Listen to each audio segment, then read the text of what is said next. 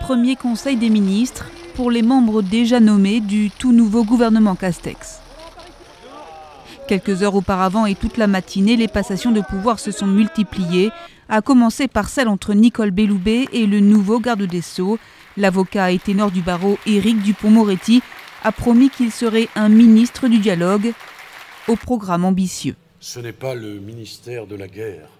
J'entends bien sûr, dans le dialogue et la concertation, faire évoluer la magistrature dans le sens d'une plus grande ouverture sur la société et remettre à plat l'ordonnance de 58.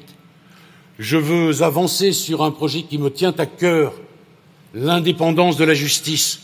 Je souhaite être le garde des Sceaux qui portera enfin lors d'un congrès la réforme du parquet tant attendue. Vaste chantier également pour le nouvel occupant du ministère de l'Intérieur. Gérald Darmanin prend la suite de Christophe Castaner qui quitte la place Beauvau sur fond de fronde des syndicats de police. Il promet aux forces de l'ordre un soutien total.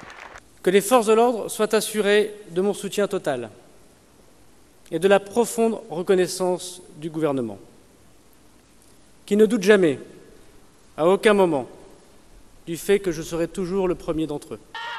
Au même moment, non loin de là, une vingtaine de féministes ont manifesté leur colère et réclamé sa démission en rappelant l'enquête pour viol qui le vise.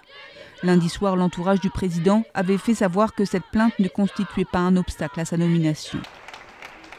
Passation de pouvoir également entre Elisabeth Borne et Barbara Pompili au ministère de la Transition écologique.